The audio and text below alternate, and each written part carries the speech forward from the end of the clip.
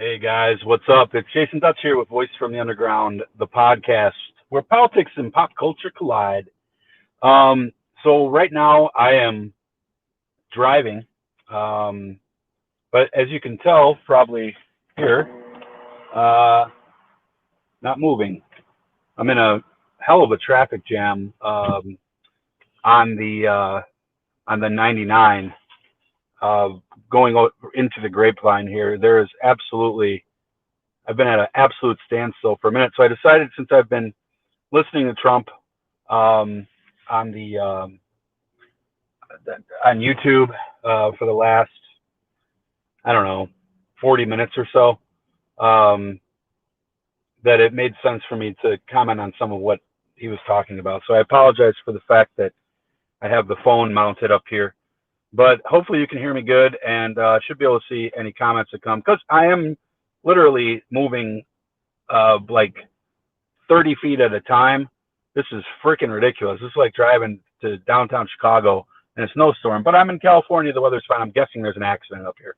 So hopefully everybody's okay. But anyway, let's talk about Donald Trump and his and all of this election fraud conversation that's happening. So Donald Trump just had a press conference earlier today where he hello Auto Carrot 3, hey to you on Twitch.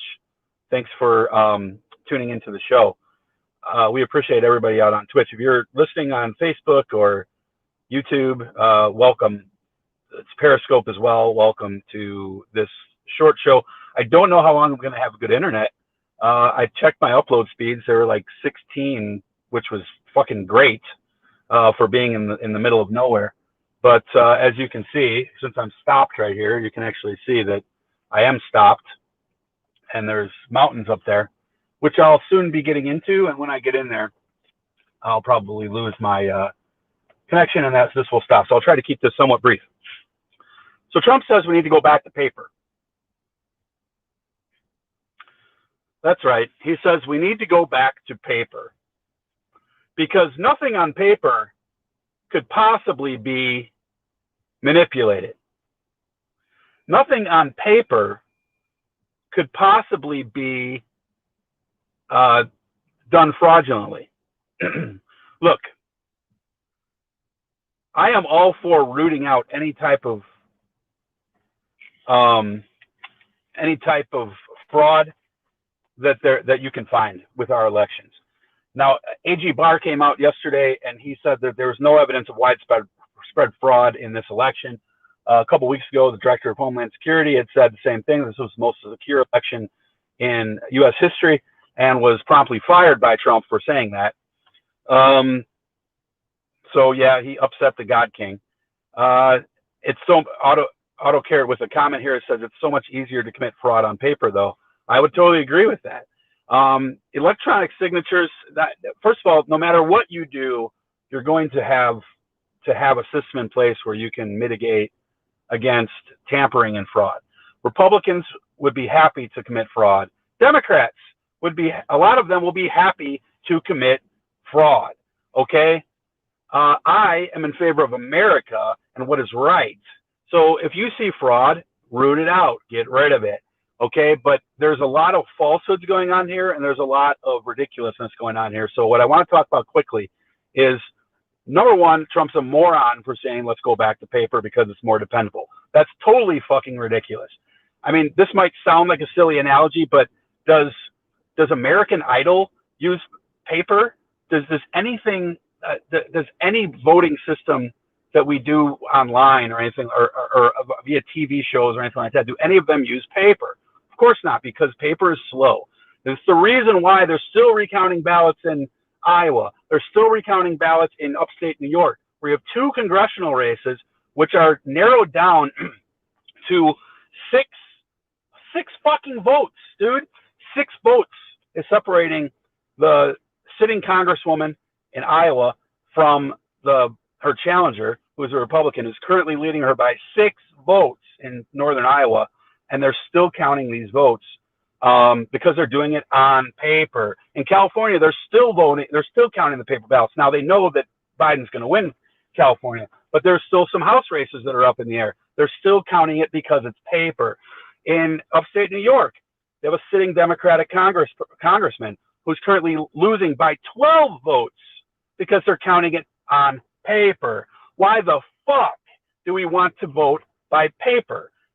Yes, can you manipulate electronic votes? I'm sure it's possible, but it's also, when you have a combination of paper and electronic, you start to get to places where things are relatively secure. That's precisely what Dominion and Smartmatic do. By the way, Dominion and Smartmatic are separate companies. They are not the same company. Smartmatic is not a software used by Dominion. That is false. Dominion, and even Ben Shapiro has admitted this, Dominion has no ties to Venezuela in any way, shape, or form. They've never done business in Venezuela. They're headquartered in Colorado. They're stockholder-owned company. Okay? Now, have they donated to Democratic candidates? Possibly. Get all money out of elections. All of the money get out of elections. Okay, we don't want money in politics. That's problem number one. But that's a systematic change that we need to change with this country. They're alleging that 47 USB cards are missing, but and there's a lot of hubbub going on around this. But they've certified that because they said all of the votes were actually accounted for, and there's no evidence that the 47 USB drives actually are missing or not, or whether or not they actually even exist to begin with. It's an allegation. Should you look into it? Sure. But if you don't find evidence for it, that doesn't mean that George Soros came in there, grabbed them all, and took them to Comet Ping Pong. Because that is idiocy. Okay? Let's talk about things that are true. Let's focus on things that are true, verifiable, and sustainable. So AG Barr came out with saying that no evidence of widespread fraud. Now, did he say no fraud? Of course not. Is there some fraud? Of course there'll be. There's been fraud and irregularities in every election throughout U.S. history. There will be. We know this is the case. But the amount of fraud that is generally found is insignificantly small, generally about 0.03% of ballots. There have been studies that have gone and quantified this over time, looking at billions of ballots and finding hundreds that were fraudulent, over billions. Generally, that's not going to be something that makes an overwhelming difference, especially when you're looking at a national election. So thank you to everyone who's joining us here. Now, Jenna Ellis, the crazy person who went from being Trump hater in true Lindsey Graham, Ted Cruz, Candace Owens fashion, one day woke up and decided she loved Donald Trump because she got some paper. Again, keep money out of politics. Has said that, well, with all due respect to AG Barr, they haven't investigated anything. Now, that's somewhat fair because they haven't investigated anything, but guess what? That's not the place of the Department of Justice. That's the place of the courts, okay? You work your way through the courts. Now, I'm going to get to in a second, there's a couple of pending court cases. But so far, the Trump team is 1-38 in court cases. 1 win, 38 losses. If you were an NFL coach, he wouldn't be around. Okay? But yet they're looking for win number 2. So what they've done here is they've said there have been no audits or no interviews of any of the people who filed these affidavits by the Department of Justice. No, the way that this happens, Jenna Ellis, and for a guy without a law degree to educate someone who's apparently a lawyer on how to procedurally go about these things, you are the one who interviews them. You are the one who follows up on these affidavits and this is not a criminal case, okay? The government is not looking at ballistics tests or footprints here, evidence of a crime. They're looking for evidence of something they think happened, not something that we know happened and we're therefore looking for evidence for it. So no, you are the one who compiled these affidavits. You are the one who compiled these so-called witness testimonies. Now, I don't personally put a lot of trust in these affidavits and these witness testimonies because I personally believe, from my bias, because I have my own bias, but I'm honest about my bias. I personally believe that they're Trump fanatics who want to just push doubt into the situation and will do anything they can to try to keep Trump in office. And all you need really is the idea that there should be doubt and there should be something to be skeptical of, and that in itself is the only necessary ingredient for people to be supportive of eventually trying to get electors to change their votes from Trump to Biden. But more crazily, what they're saying is that we don't know that this happened. We think that this might have happened, and therefore we operate under the assumption that it did indeed happen, must have happened, and therefore we want you to overturn the entire election in these respective states, only the respective states that were close and went to Biden, of course, not the rest of them. They're not concerned about those. They're only concerned about the 6 states that were close and where Biden came back and won. Now, Trump was talking about vote dumping, okay? They're dumping votes. They call them dumps. This is what they refer to them as. As he does this, they call them dumps. They're dumping votes. Look, I was up at 3:42 in the morning, and then all of a sudden, magically into horror, the vote dumping began, and then Biden started to catch up, and this is fraud, this is irregularity. Okay, so let's look at that real quick. In Florida, because of what happened in 2000, they were smart, and they fixed their voting system because of the whole hanging chads crap, and they said, hey, we are going to start counting mail-in votes as soon as we get them. Absentee and mail-in votes, we'll start counting them. We won't release those numbers, but we'll tabulate them. And then when we get the other votes on election day, we'll all know who won the election by election night. Now, why didn't this happen in Pennsylvania? Why didn't this happen in Georgia, et cetera, et cetera? And by the way, in Florida, they use what? Dominion in a lot of these counties, okay? Where, by the way, the Dominion process is clear. You submit your vote through the Dominion system. You get a paper ballot, which you then turn in. You review the paper ballot, and then they go back to see if these paper ballots that you, the voter, review yourself, then submit, will match up to what the computer tabulated that you said. So Dominion did the initial count, and then they go back and they count the paper receipts because it was close, which they should. And they say, look, it was exactly the same. Now, in Georgia, we knew it was going to be off by about $3,000 because there was an admitted problem where there was 3,000 some votes that were found that were basically almost all for Donald Trump, that they knew they had missed in a Republican county that used the old antiquated paper system, or mostly paper system. And they knew those were misplaced, so they knew that was going to be off by 3,000. So that doesn't really count. And then they brings up those 6,000 votes that were changed from Biden to Trump. Again, a Republican county, a mistake by our GOP trained polling place worker who caught a mistake immediately, said, hey, I made a mistake, was reprimanded, and then they fixed it. And then Trump says, oh, I found it. No, you didn't find it. They told you about it, and they fixed it before they even told you about it. So, but you're assuming that this is going to happen. This must be happening everywhere, but not reported. Is it possible? Sure. Is it likely? No. It's an assumption because it fits your narrative. Okay. So,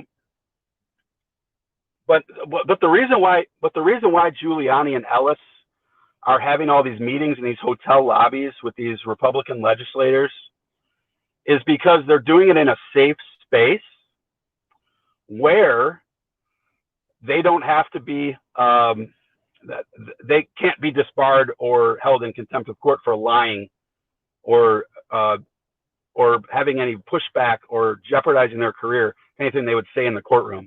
It does no good for them to do this stuff in front of Republican legislators and a bunch of MAGA shirt wearing people in the audience cheering at everything that they say in the lobby of the Courtyard Marriott or the Holiday Inn Express, because it's not a courtroom, but they don't bring this information into the courtroom. So again, back to the vote dumps. Let me give you a quick analogy. Let's say that I was running for school president and you were running for school president, and then both of us were running for school president against each other. And due to COVID, they said, look, we want to keep the people down. So if you're going to vote for Jason Dutch, come on Tuesday. And if you're going to vote for you, come on Wednesday. On Tuesday, guess what? I'm going to be winning. And on Wednesday, I'm going to look and I'm going to say, look. The results are changing. Why are they changing? We knew this was going to happen. We knew that you told people to stay home and go, or not to stay home and to go vote in person. We knew it. You said this. Biden encouraged people to vote by mail. He said this. This is why you see the trends the way that you see them. Everyone knows that this is true. Okay, now I'm starting to move a little bit, thankfully, here. We'll see how long this goes for. So real quick, I want to get one I can before I get deep into this mountain and lose reception. In Wisconsin, there's another lawsuit going through. In Pennsylvania, there's another lawsuit going through. In Arizona, there's another lawsuit going through. The one in Wisconsin looks slightly more credible than the other two. The one in Arizona, they're basically talking about reviewing 200 ballots to see if they can find evidence for widespread fraud. But what they want to do with Arizona is invalidate 1.5 million votes for Joe Biden, and award the President Trump with the election. So what they want to do is disenfranchise people. In Pennsylvania, they're saying, well, yeah, but in 2019 they changed election law, and they shouldn't have been able to do that, and that allowed more mail-in votes to take place. That might be true, but if you live in Pennsylvania and you're told by your local lawmakers that you can vote up until election day via mail, and then they come back 2 weeks later and say, oh, no, we're going to invalidate your vote, you've officially disenfranchised that voter. So what is the remedy is the question. What's the remedy to the issue? You might find the issues, some of the issues they might have are valid. Okay, let's address those issues. But what's the remedy? Why are you doing it post-mortem on this election? Because you didn't like the result. That's clear, that's obvious. Because now you're already moving to changing electors and putting electors in place that are going to vote for Trump instead of Joe Biden. You know, you have affidavits from poll workers in Michigan who are saying that they had so many poll workers kicked out, poll observers, vote challengers in Michigan that were kicked out to, quote, thunderous applause because they had so many there that they asked a lot of them to leave. They didn't need them. And he said at the end of the day, we only had a few dozen poll watchers there. A few dozen? What happened to, they didn't allow us in and they banned us. And also, how come none of the people who are being kicked out, how come you don't have all of these people lining up to say that they were kicked out? You don't have that. So you have a case of one person, two people, four people across the country who are alleging that this happened. But of course it all happened. Of course it happened, and therefore it happened everywhere, and therefore the entire thing was illegitimate. And instead of looking at it and trying to say, okay, this is what happened, this is what it might affect, we want to overturn everything because we want to overturn everything. And that's just silly. So you got to read past the disinformation. You got to look at what they're talking about. You got to look at these claims online, like this guy with the zip drive who was probably logging into a computer, possibly using a zip drive, but they say, oh, look, he pulled the zip drive out of this computer, put it into a laptop, and manipulated all this data. They don't know what the fuck he did. He could have been signing into it with his zip drive. They have no fucking clue what this guy was doing. He could have been ordering pizza. We don't know what he was doing. Should you look at it? Sure. But the assumption that they don't want to look at it. The creation of doubt is all that matters to these people. Because they don't want to accept the election, much like Democrats were unhappy with the election in 2016. But you didn't see these conspiracy theories or these efforts to overturn legal votes. There's a difference between fraud, a fraudulent vote, and a vote that was sent by mail that was counted on the day after the election because that's what they decided to do beforehand, and that was what they knew was going to happen beforehand. But it didn't turn out the way you like it, so now you go back in hindsight and say we want to change it after the fact because it didn't go the way that we wanted. That is dishonest. That is hypocrisy. That is anti-democratic. because they don't care about America. They don't care about you. They hate you. They hate this process. All they care about is power. And that's sad. So I don't know how much longer I'm going to be able to keep this signal going, so I'm just going to stop this now. Thanks to everybody who tuned in. If you could subscribe on YouTube, we'd love it. YouTube.com/Voice from the Underground podcast. Again, YouTube.com/Voice from the Underground podcast. Also, Twitch.tv/VFU podcast. Follow me on Twitter @DutchJason.